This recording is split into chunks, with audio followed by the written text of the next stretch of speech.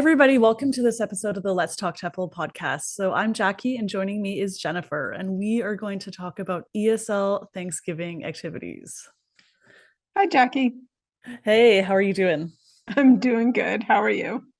I am pretty good. So, I have already celebrated Canadian Thanksgiving. However, nobody cares about Canadian Thanksgiving, and it's all about American Thanksgiving. All right, so for Thanksgiving, lessons or to celebrate Thanksgiving in class or with any holiday like Halloween or Christmas, Easter, whatever, there's kind of the fun stuff versus the educational stuff. So when I do it, I try to do a bit of a mix. So I won't do an entire class of just kind of fun things that don't have a lot of educational value. However, there are some quite fun activities that you can do, which I'm going to mention a bit later. Um, so where do you kind of fall along that line, Jen? Obviously teaching kids, you always want to do something fun. But my kind of fun may differ from a kid's opinion of fun. So I'm all about the themed lessons and activities that are related to, something going on in the outside world, such as a holiday. But at the end of the day, it is school, it is a lesson. So I try not to just have time that really is just almost more like babysitting to me. Like if you're Mhm. just playing games and there's nothing educational at all about it, then I do feel like it is like the parents could have just gotten a babysitter for that time. Mhm. So Exactly. And then so yeah, I always try to have some learning objectives to go with whatever fun stuff. Like I don't feel like education needs to be torture, but I don't think it should be wasted time either.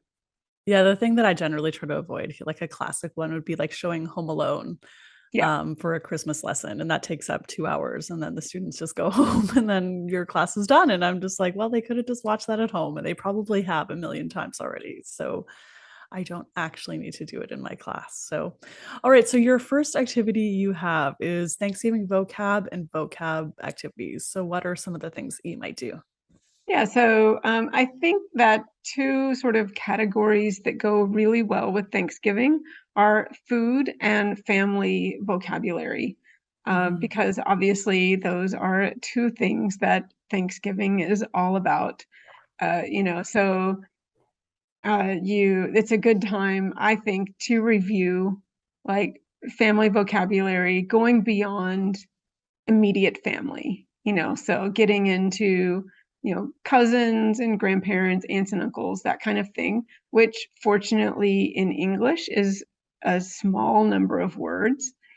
But sometimes it kind of blows the students' minds depending on their first language. Korean is so specific. Your mother's siblings have different names than your father's siblings, and Mhm.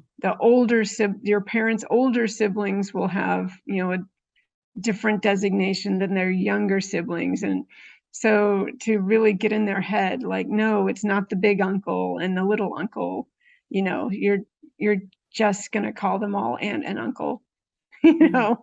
Um, and talking about different foods. Obviously, just you can review general food vocabulary, but then also bring it around to special foods that you don't have very often, and Mhm. then get students to talk about the special foods that they have on special days.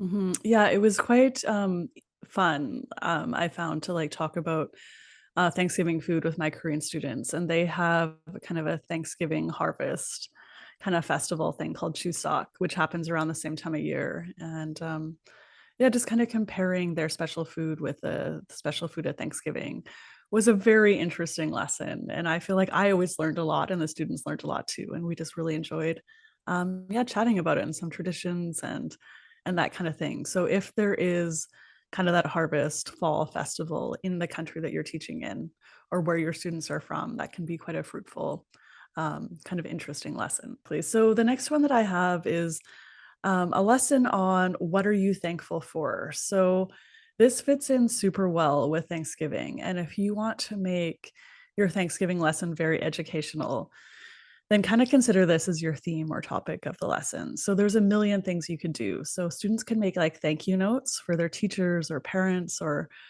just whoever they want to give a thank you note to. They can make a little YouTube video for homework or in groups talking about things they're thankful for. They can do some free talking with a partner or a small group, um, just based on some questions like, are you, yeah, just whatever you're thankful for, or talk about someone you're thankful for, or talk about your parents and things that they've done for you, that kind of thing. Or you can make a little presentation to the class about something that you're thankful for or a person that you're thankful for. Yeah, kind of the possibilities are endless for this kind of topic. And those are just kind of a few ideas that kind of barely scratch the surface of what you could put in a lesson like that.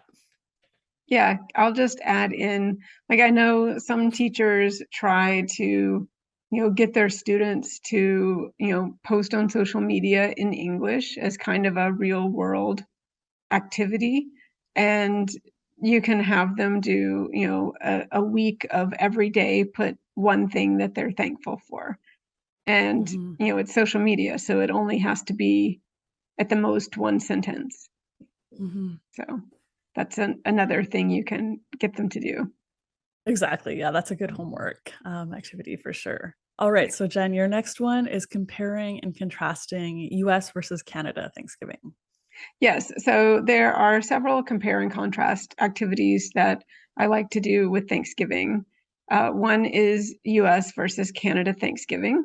So obviously there is a fair bit of overlap in that Venn diagram, but there are some differences. And another one is Thanksgiving versus the local harvest celebration. So many countries in the world have some sort of harvest celebration. And, it may be at the same time of year. It may be at a different time of year, depending on where in the world you are and what the local climate is. So that could be one other aspect of a contrast, or, Mm. a contrast if it's a different time of year. And another one we've already talked about is comparing and contrasting Thanksgiving foods with local feast foods, like the local foods that are eaten only on special holidays or in special situations. Yeah, so it's kind of a fun way to for like Christmas, for example. So you can do this kind of for any holiday. So, like Christmas in Canada, the US, it's like a big, very like family centered thing. Where in Korea, it's people hang out with their boyfriends or girlfriends or their friends or just go out for the day, go to a movie, like stuff like that. So comparing how people celebrate the holiday in the country that you're teaching in and then your home country is always a very interesting lesson. And it's kind of just an interesting way to learn a little bit about different cultures, and students kind of have an awareness of like, oh, things are very different in Canada, the US, than they are in my country. And the teacher can learn stuff too about the country that they're living in. Yeah, and you can even, like, to do another Korean comparison, compare Thanksgiving dinner with Chuseok meals, because Chuseok is several days, and it, generally speaking, it, for most of my students, it sounded like it wasn't just their mothers doing it. It was like all of the women doing all of the work and all of the serving, and all of the men just relaxing and having fun. So you could sort Mm, of compare, like, how it sort of plays out, who does the cooking. Is it one person cooking all of the dinner and everybody else shows up for the meal? Is it, all of the women, including like the female children in the kitchen, cooking and cleaning up after the cooking and serving everybody else? Like, how does it work in your family, kind of thing? And that's mm, a little usually interesting. Like, people like to know what happens in other people's households, you know. mm-hmm. Yes, people are nosy for sure and like to know Yes. the things. Okay, so let's move on to the next one. So I have a few things just for fun. So The first one is turkey bowling. So this is like if you have your hands on a frozen turkey of some kind, and then a few little bowling pins and a nice like space where you're not going to like break anything. It's hilarious to do turkey bowling. However, you can still do it. You can like kind of like decorate an oddly shaped something as kind of your turkey and yeah, decorate it and then do some turkey bowling and kind of like maybe show your students some YouTube videos of actual turkey bowling so they can kind of get an idea of what's actually happening. And I don't know, it's just so random and funny. I honestly can't get enough of this game. The couple times that I played it, I've loved it so much. So students have always had a really fun time. The next one is flag football, or just some kind of like just a very casual football game. And students in most countries honestly have no idea what football is, how to play it. So I spend a few minutes kind of going over the very basic rules and maybe like a little simple play. And then we'll go outside and we'll do a few little plays and just kind of try to play some flag football and yeah, see what happens. Or well, not flag football, touch football, I guess you could use in Yeah. your class. And it's always been a really fun time and really hilarious, and nobody knows what they're doing. And I don't know, it's just been really fun, and Yeah, students have I really think liked it. that sounds like the sport version of, again, Korea. Like when you would go to quote unquote Western restaurants, and it seemed a lot like they had just seen pictures of the finished food and they hadn't bothered to look up the recipes. Like I Mhm. feel like the flag football would be a similar thing. Like they're trying to do something that they've never seen, and they're just going off the description of what to do. That sounds like it would be at least as fun for the teacher. Yeah, I've done it a few times with kind of just small groups of like, I don't know, you need about like 10 or 12 people to do it well. And but more than that kind of gets like a little bit precarious, with too many people. But yeah, it's been a fun time for sure. Like lots of laughs and like, I'll but the bet. teacher should actually know how football works. That's the other thing too. If you Yes. if you don't actually understand football yourself, then it's not a great activity because someone needs to know Yeah. what's going on and how to actually play football. So, and then the next one I have is a potluck dinner. So, if you teach adults, if you can get your hands on a turkey, it's quite a fun activity to cook the turkey and then get students to try to make these side dishes. And they can do a bit of research about how to make mashed potatoes, how to make a sweet potato casserole, I don't know, how to make gravy, that kind of thing. And it's always been really fun, and students will have so many questions about how to cook these things, and they'll do a bunch of research and maybe even like buy it from somewhere if they can't do it. And the Yeah. few times I've done it, it's been quite fun, and we've always had, yeah, a really good time doing it. Yeah. And I think to expand that, just having a potluck, like that's not a very international thing. It Mm-hmm. really seems like a North American activity.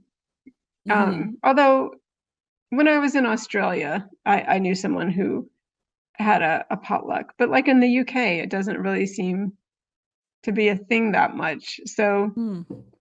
just having a potluck as a cultural experience, just bring a small dish from home and everybody shares in a meal together Mm-hmm. in English.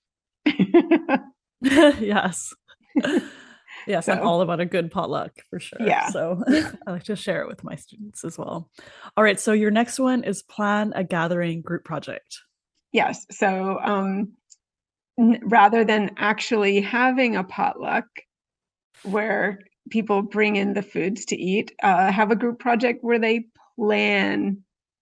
So planning a feast meal or planning a party, some sort of event like that where they have to, as a group, work out the menu, work out the division of labor, have a budget, think about like how they would decorate and who they would invite, and maybe have them write invitations.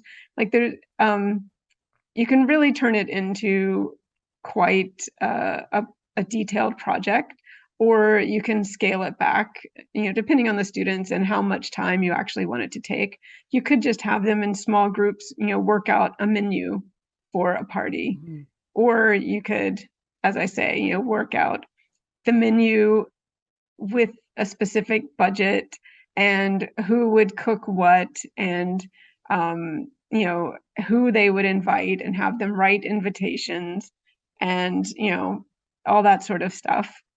So yeah, that can be a fun activity that is a real world-ish activity.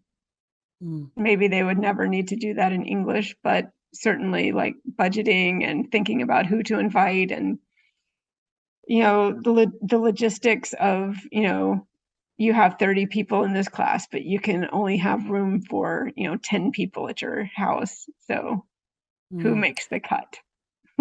Yes, I've actually done this when I've taught like smaller classes of university students.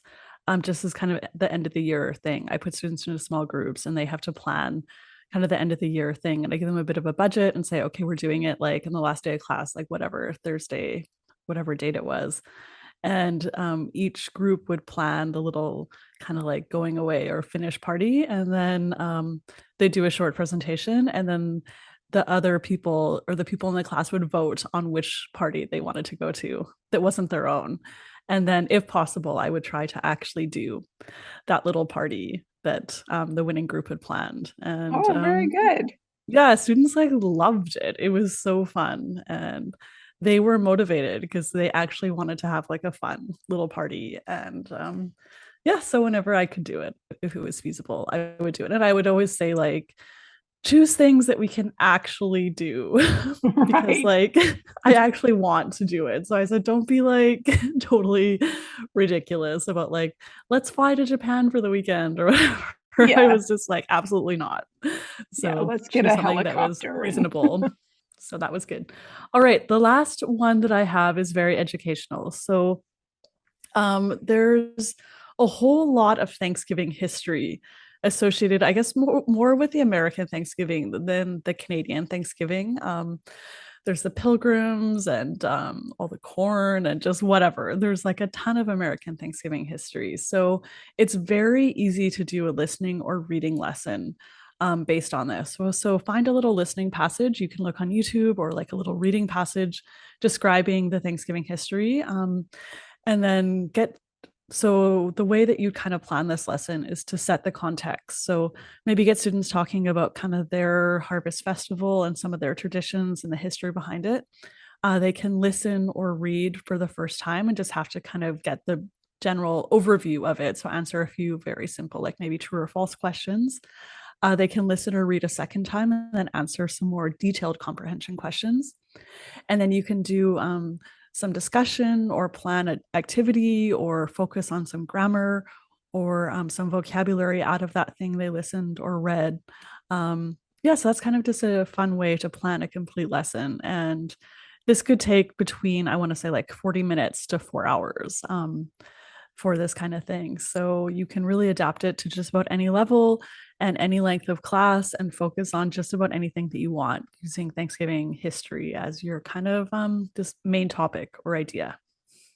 yeah. Yeah, there is so much out there freely available for all levels, because obviously even in the US there'll be things that are for preschoolers for Thanksgiving or whatever. So you can really tailor it to all ages and all language levels, and scale it up for a really long lesson, or a multi-day lesson, or scale it back for just a part of one day.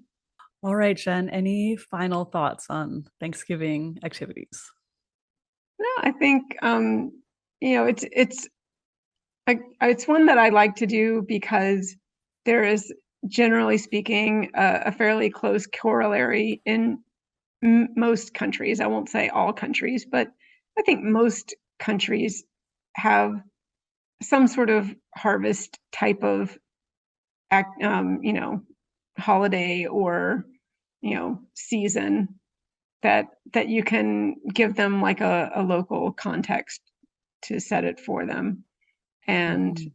anytime that you can sort of make it relevant to their own lives, it's easier for them to get involved with it, I think. Mm-hmm. Yes. So if you want some even more ideas for celebrating Thanksgiving with your students, I'll put the link in the show notes. I think we mentioned, I don't know, like 6 or 8 of them. And the article has something like 20 or 25 ideas for a Thanksgiving lesson. And then also be sure to check out my book, which you can find on Amazon, 63 ESL Holiday Games and Activities. So if you like celebrating Christmas, Valentine's Day, Easter, Thanksgiving, all the holidays with your students, you'll definitely want to pick up a copy of this book for all sorts of ideas. So, Jen, where can people find you online? You can find me on my blog, which I still have not updated.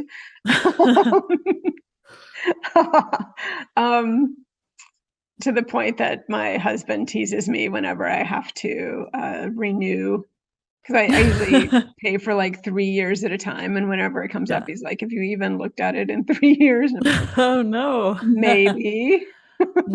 There is some good I'm older also on content on Teachers there Pay. though. Yeah, I'm on Teachers Pay Teachers, Teach Travel Learn, and YouTube Teach Travel Learn. Perfect. And you can find all the podcast information at eslactivity.org/podcast. And then on that website, you can find a ton of other information. And you can find my links to YouTube, TikTok, Instagram, Pinterest, all the social things there. And yeah, I think that's it. Thanks for chatting about Thanksgiving. And yeah, I hope it was helpful to all our listeners. And we'll catch you next time. Bye, All right, everybody. catch you next time.